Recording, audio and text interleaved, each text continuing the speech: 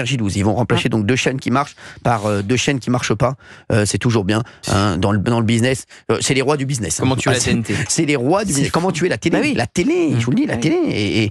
Et je vais vous dire la vérité, vous ne croyez pas, les personnes de TF1, d'M6, de France Télévisions, très peu, je vous le dis, s'en réjouissent. Parce qu'ils disent, c'est à court terme, on peut s'en réjouir à court terme. Puis même, je vais vous dire la vérité, croyez quoi, ils vont dire quoi les autres quand ils vont devenir premier talk de France? Qu'aujourd'hui, le premier talk de France, on le dit, on le sait, c'est sans contestation, c'est touche pas mon poste, c'est le premier talk de France, toutes chaînes confondues. Ils vont dire quoi, même nos concurrents? Sur un talk, mais ils vont même plus pouvoir communiquer premier talk, parce que les gens vont leur dire, vous éliminez les gens. Non, mais de toute façon, ça sert plus à rien. Bien sûr, il n'y a plus TPMP, donc forcément, vous êtes premier talk. Mais d'enlever le premier talk de France, mais en plus, ils vont, je vais vous dire, c'est incroyable parce qu'ils vont mettre énormément de gens au chômage. Qui va payer tous ces gens au chômage? Le téléspectateur. Non, mais c'est ça. Qui va payer tous ces gens au chômage? Qui va payer tous ces licenciements? Je rappelle, le 6 décembre... Il n'y a pas que ça. Il n'y a pas que les 150 personnes. Parce qu'il y a toutes les boîtes de prod autour. Il va y avoir 1000 personnes à peu près. Voilà. 1000 personnes.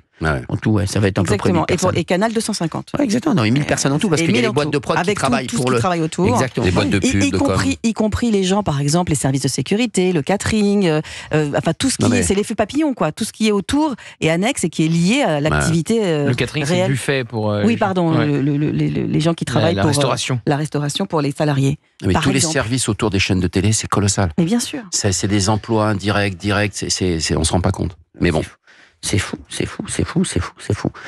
Oui, Gauthier Lebray. Non, mais c'est plus que déprimant, en fait. C'est tellement choquant. Moi, ce que je ne supporte pas, c'est qu'on se substitue au choix des Français. C8 serait une chaîne qui ne marcherait pas. C8 est la 5e chaîne nationale, la première de la TNT. Et puis il y a le premier talk de France dessus. Il réunit 2,5 millions de personnes tous les soirs. C'est insupportable. Que vont faire les 2,5 millions de personnes qui avaient l'habitude le soir, en rentrant chez eux d'une dure journée de travail, d'allumer la télé et de se mettre devant Cyril Hanouna? On choisit à leur place. Et si on tire le fil, alors certains diront que je vais trop loin, mais on veut choisir à leur place ensuite les candidats pour qui ils peuvent voter ou non à la présidentielle. Et encore une fois, c'est une petite intelligentsia, un petit groupe de personnes dans son coin qui prend cette décision de manière totalement arbitraire, on ne sait pas jusqu'où elle est remontée, pour tous les Français. Exactement. Et c'est aux Français de choisir. Si les Français décident de ne plus regarder C8, très bien. C'est exactement le contraire qui est en train de se passer. Mais ils enlèvent tout aux Français, de toute façon. Ils enlèvent tout aux Français. Voilà. On ne peut plus rien faire. Ils ne choisissent plus rien. Mais je vais vous dire, les Français, on leur a enlevé même leur vote aux Français. Bien sûr. Ils ont voté en juillet, à ce que je sache. On leur a confisqué leur vote. On leur a confisqué leur vote, puisqu'aujourd'hui, même moi, qui ne suis pas, je l'ai déjà dit, un fan de la France Insoumise, mais en vrai, aujourd'hui, si on avait écouté les Français, le gouvernement, c'est où la France Insoumise, ou le Rassemblement National, enfin, ou le NFP, ou NFP, ou le Rassemblement National. 8 millions d'un côté, 11 millions de l'autre. En tout cas, c'est NFP. En vrai, on fait pas les mauvaises fois. Ça veut dire qu'on leur confisque même leur vote aux Français aujourd'hui. On leur confisque. Le gouvernement de Michel Barnier, on l'avait dit, c'était le hold-up du siècle. Le groupe avec 47 députés se retrouve à Matignon, même à l'intérieur. Même si je pense que Bruno Retailleau représente aussi les électeurs du Rassemblement national dans la politique qu'il mène. Mais oui. Bruno Retailleau, il représente tout le monde. Il représente la majorité des Français en tout cas.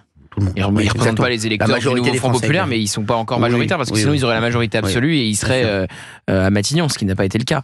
Mais c'est vrai que c'est choisir, se substituer au choix des Français. C'est le Français qui choisit avec sa télécommande ou son bulletin de vote. Ça doit être personne d'autre. Bien sûr, je suis complètement d'accord. Alors, on aimerait avoir des auditeurs 01